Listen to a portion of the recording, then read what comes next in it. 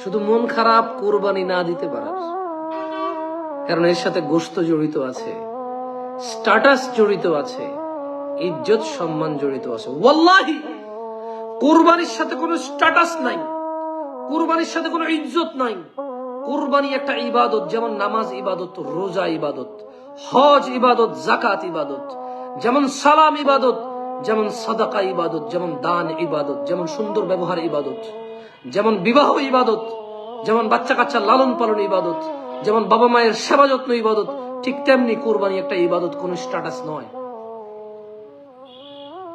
যারা কোরবানি দিয়ে গর্ব করছো আর যারা কোরবানি না দিতে পারার শোক পালন করছো, অথচ সালাত আদায় করছো না, খারাপ লাগে না? আল্লাহর বড়ত্ব ঘোষণা করছো না, খারাপ লাগে না? জুমার সালাত ছাড়া কোনো সালাত আদায় করো না, খারাপ লাগে না? গালিগালাজ করছো, খারাপ লাগে না? দান সাদাকা করছো না, খারাপ লাগে না? একটা রাস্তার মধ্যে একটা কষ্টদায়ক জিনিস আছে, সেটা সরাই দিচ্ছ না, খারাপ লাগে না?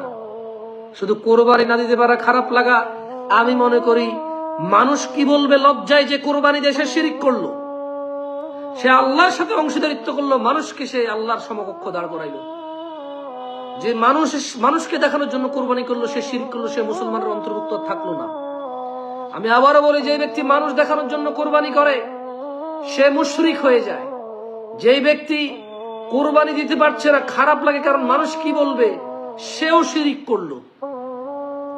আর যেই ব্যক্তি তার সামর্থ্য বেশি ছিল, বেশি দিছে, এখন সামর্থ্য কম, কম দিতে লজ্জা পাচ্ছে, সেও শিরিক করে। লজ্জা কার সাথে ভাই? কোরবানি আল্লাহর জন্য। আল্লাহ সামর্থ্য দিলে দিব, না দিব না? আল্লাহ সামর্থ্য দিয়েছে, কোরবানি দিচ্ছি না, তাইলে এক কথা। আল্লাহ সামর্থ্য দিয়েছে 5টা দিব, 5টা।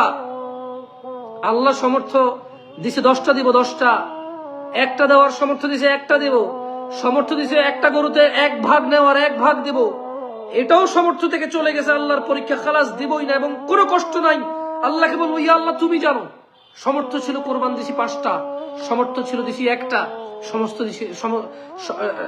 তৌফিক ছিল, সামর্থ্য ছিল 1 ভাগ দিয়েছি।